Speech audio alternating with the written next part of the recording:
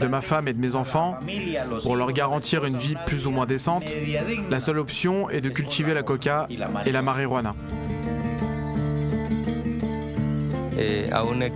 Je peux faire pousser jusqu'à 10 000 pieds de coca sur 1 hectare parce qu'ils poussent proches les uns des autres. Les Colombiens sont obligés de détruire les plantations illégales. La culture de la coca est interdite en Colombie. Ils ont mené toute une campagne militaire contre les fermiers. Ils ont envoyé l'armée avec des fusils et des matraques pour déraciner la coca que nous plantons. En ce qui nous concerne, nous tirons le minimum du commerce de la coca. Ce n'est pas nous qui nous enrichissons en vendant de la drogue, mais d'autres. Et pourtant, la politique de poursuite ne vise que nous, les paysans pauvres, qui cultivons la coca pour survivre.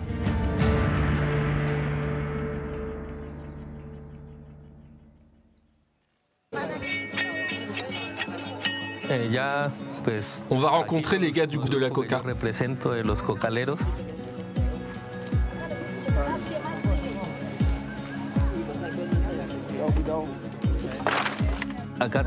Encore une délégation. Nos camarades viennent de la municipalité... De Paez. Oui, de Paez. Un bon groupe. Nous sommes en train de reprendre des forces. Nous nous reposons à une usine de camp improvisée. Nous avons ramassé du bois pour se chauffer, continuer à vivre et à se battre. Nous avons ici une importante délégation. Est-ce qu'ils cultivent de la marijuana et de la coca? Oui, monsieur. Un peu de coca aussi. Nous faisons tous la même chose, nous cultivons. Nos camarades sont de bonne humeur parce qu'ils ont cuisiné de la viande aujourd'hui. Nous sommes tous ensemble ici, dans le camp.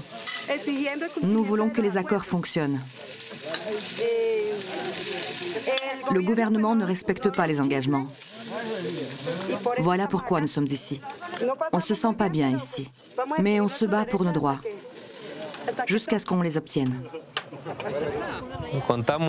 Selon nos calculs, à l'heure actuelle, se sont réunis ici à peu près 1000 paysans. Il y a nos camarades ici et les gens de l'autre côté.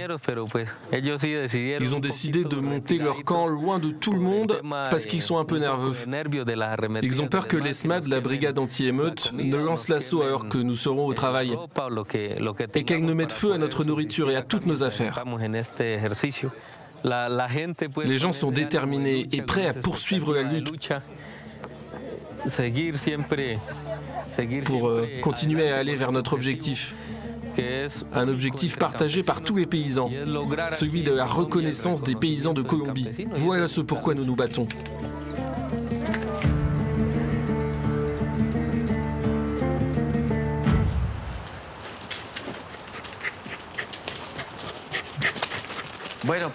Je suis né en 1981. J'ai 37 ans. J'ai grandi dans une région productrice de coca. Ma famille cultivait des feuilles de coca. L'argent que nous gagnions en vendant ces feuilles de coca servait à couvrir les besoins essentiels de ma famille et moi-même, comme les dépenses de santé. Nous allions chercher de la coca à la ferme de mon père et nous travaillions ensuite chez les voisins. C'était un cycle, un circuit permanent.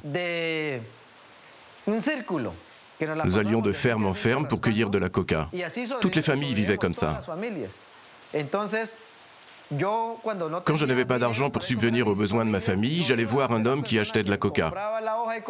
Je lui disais que la récolte était prévue 15 jours plus tard et lui demandais de me prêter de l'argent. Il me donnait l'argent et j'achetais de la nourriture ou ce dont j'avais besoin. Une fois la récolte terminée, je lui donnais la coca.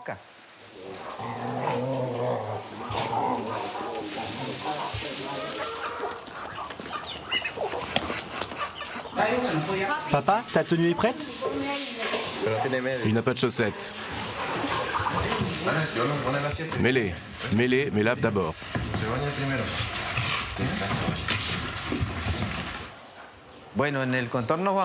Concernant ma famille, j'ai une femme et 3 enfants. L'un a 16 ans, l'autre 10 ans et la fille a 6 ans.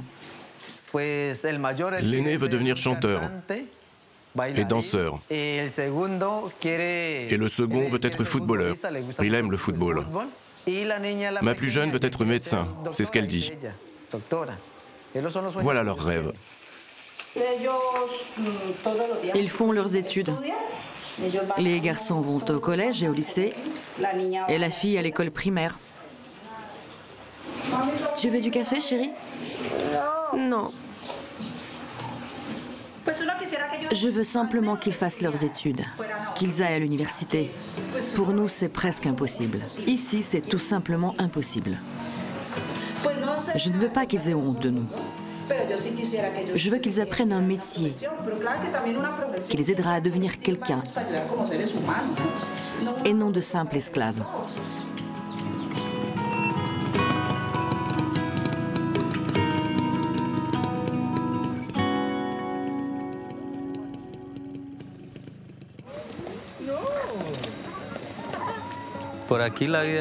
Voilà la vie quotidienne d'un cultivateur de coca.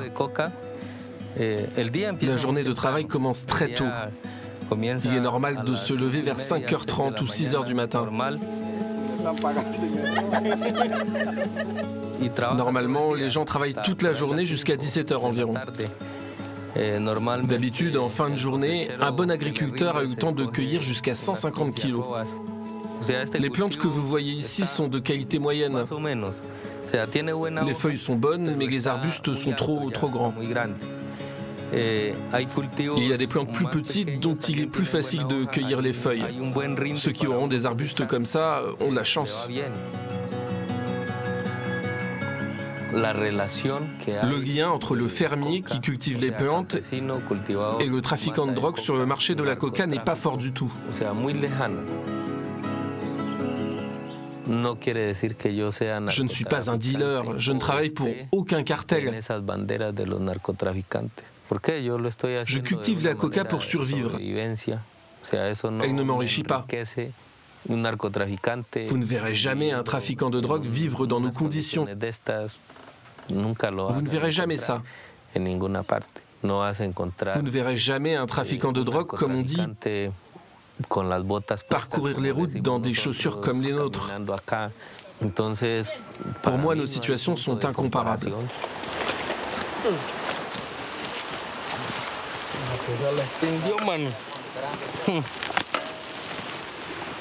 5.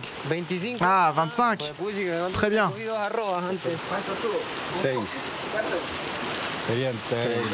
32.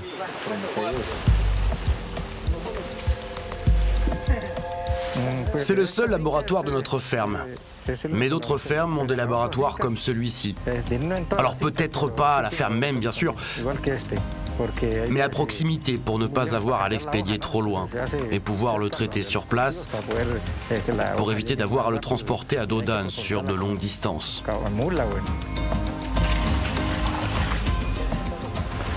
Et qui est-ce qui l'achète? C'est des gars de la mafia. Ils l'emportent dans de grands laboratoires où ils produisent des blocs de drogue à partir de la pâte pour les expédier dans d'autres pays, avec encore plus de produits chimiques et bien plus puissants. Ici, on ne fait que la base. La purifie encore plus et bien évidemment, le prix monte.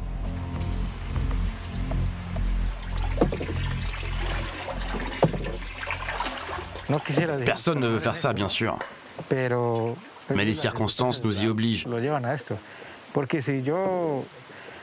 Si les prix de la canne à sucre ou de la mélasse montaient, bien évidemment, je ne travaillerai pas sur la coca parce que c'est beaucoup trop chimique. C'est très dangereux pour les gens.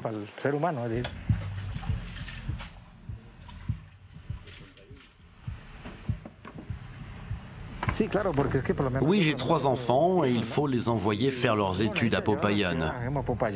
Quelques-uns y font d'ailleurs leurs études. Mais si je ne travaillais pas ici, je n'aurais pas pu payer leur scolarité. Ils sont étudiants dans une université privée. L'un est dentiste, l'autre est ingénieur en électronique. Et ça coûte cher. On fait ça parce qu'on doit le faire, pas parce qu'on en aurait envie.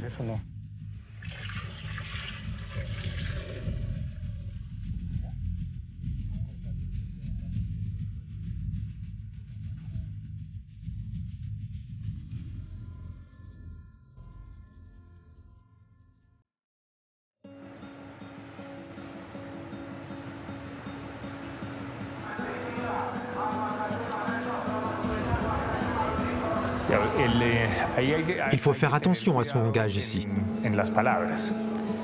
Cultiver la coca est illégal.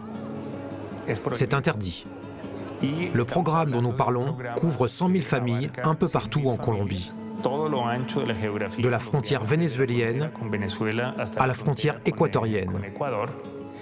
Nous devons éradiquer toutes les cultures et il faut que les familles aient d'autres moyens de gagner leur vie que de cultiver de la coca. Le deuxième élément consiste à donner à ces familles une alternative légale, un programme ou un produit de substitution afin qu'elles ne reprennent pas la culture de la coca. Enfin, nous devons faire en sorte que l'État propose à ces régions éloignées de Colombie des offres et des services convenables dans les domaines de la santé, de l'éducation, des routes, de l'électricité et ainsi de suite.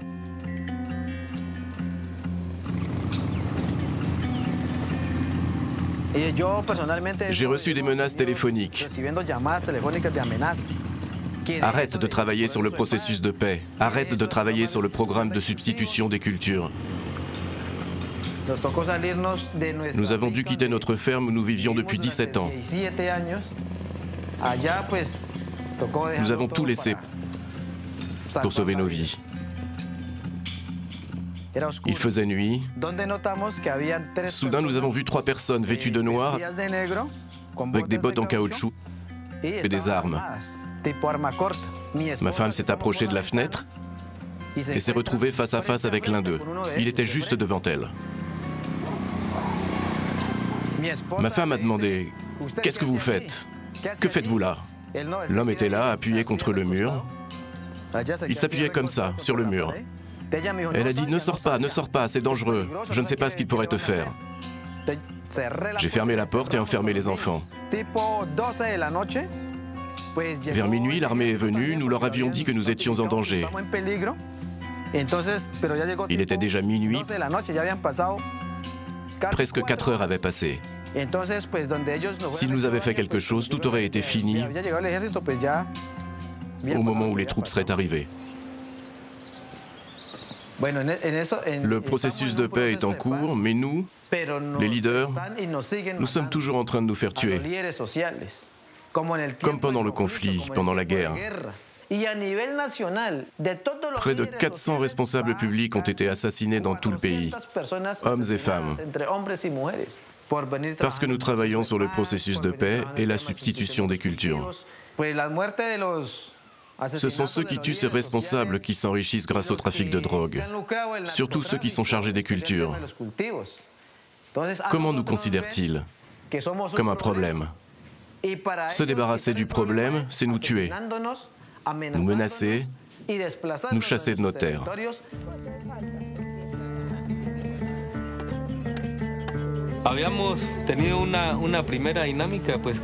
Avant, nous voulions tout résoudre de manière pacifique. C'était l'idée de départ, mais nous n'avons vu aucun engagement de leur part. Le gouvernement, dirigé par le président, excusez ma franchise, nous a traités comme des idiots. Il doit tenir ses promesses. Venir à Coca et regarder les agriculteurs et les peuples autochtones en face. Voir ce qui se passe ici. Nous avons besoin de tout le monde. On ne peut pas se rendre parce que quelqu'un ne peut pas jeter des pierres ou se croit inutile. Non, nous avons besoin de chacun d'entre vous. Nous avons besoin de nous coordonner. Parmi nous, il y a des gens qui aiment être en première ligne, n'est-ce pas? Qui aiment l'adrénaline, qui n'ont pas peur du gaz lacrymogène. D'une manière ou d'une autre, nous sommes tous importants, nous nous battons pour nous tous.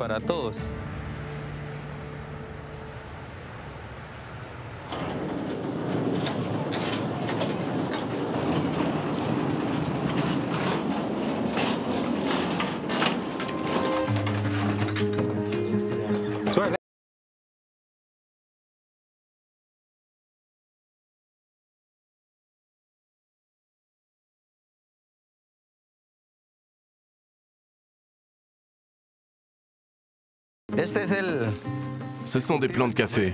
Oui, c'est ça, des plantations de café. En haut ici, là et là, il y avait de la coca. Nous avons déraciné la coca, nous avons tout déraciné. Le gouvernement offre maintenant une aide financière aux personnes qui cultivent des plantes de substitution. J'ai commencé en 2014, de mon gré, sans aide de l'État. J'ai déraciné la coca. Quant aux champs de coca, ce sont les derniers. Il n'y en a plus. Ici et là, ce sont les derniers. Sur le reste du terrain, on cultive café et bananes.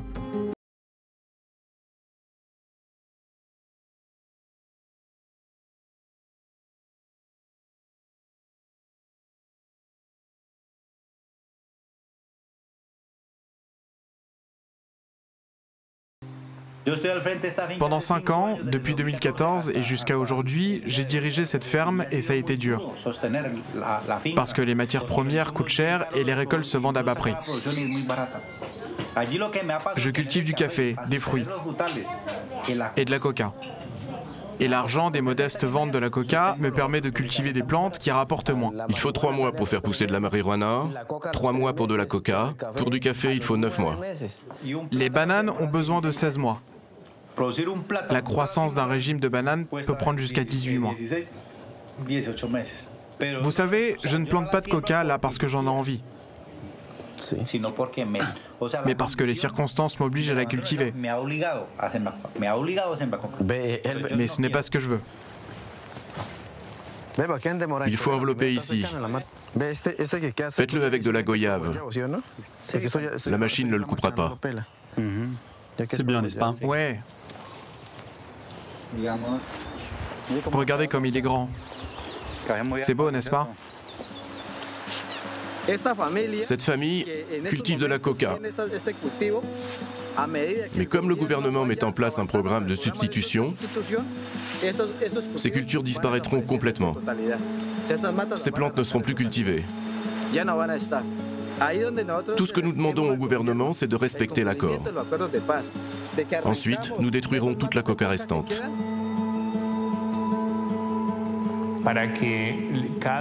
Pour faire en sorte que chaque aspect du programme soit réalisé pour chaque famille. Ils auraient dû depuis longtemps signer l'accord, ce qui n'est pas arrivé. Donc maintenant, ils auront des aides, des semences et ainsi de suite, tout ce à quoi ils ont droit plus tard. Cela a provoqué des désaccords. La situation s'est détériorée au fil du temps parce que de nombreux ennemis du système, principalement les trafiquants de drogue, s'opposent à l'introduction du programme sous prétexte que celui-ci ne fonctionne pas. Leur objectif est d'encourager des familles à retourner à la culture de la coca. Le plan de substitution est une bonne idée en théorie, mais il n'a pas été bien mis en œuvre. Dans les faits, rien ne se passe.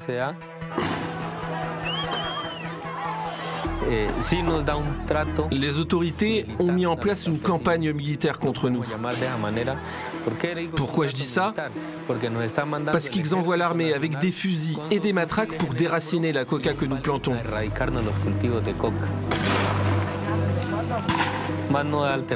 Ils ne nous donnent pas d'alternative pour renoncer à la coca comme le prévoit la loi.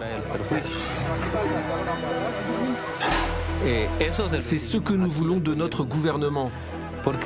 Pourquoi? Parce que nous sommes fatigués de lutter contre l'armée dans nos fermes. Ici, dans ce camp, ils se battent aussi contre nous. L'armée comme la police. Ils attendent que nous fassions une erreur pour pouvoir attraper ou tuer quelqu'un, comme lors des opérations précédentes. Nous avons l'intention de continuer à nous battre et à chercher des moyens de progresser par le dialogue.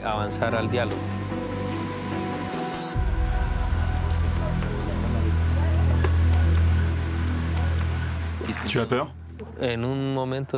Parfois oui, mais parfois je pense... J'y pense, et vous savez, j'ai un fils, il n'a que 8 ans. Quand on me menace, je me dis, mon fils pourrait rester seul, sans toi. Et quand j'y pense, je choisis de continuer. Si nous atteignons les objectifs de notre lutte, tout sera pour lui. Un jour, il sera grand. Ce sont nos enfants qui bénéficieront de cette lutte, pas nous.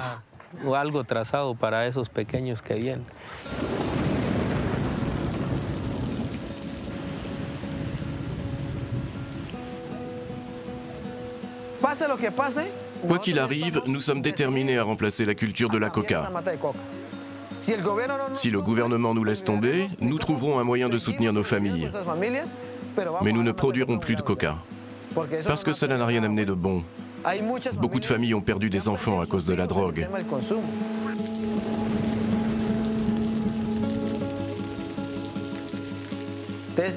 Je rêve de l'avenir de mes enfants. Je veux qu'ils deviennent professionnels, de bonnes personnes, qui travaillent sur les terres de Colombie. Ce qui est important pour les fermiers, c'est la terre et les champs. Parce qu'un pays sans fermiers, sans production, sans nourriture, engendre la guerre. S'il n'y a pas de nourriture, il ne peut pas y avoir cette paix dont rêvent les Colombiens. Une paix stable et durable.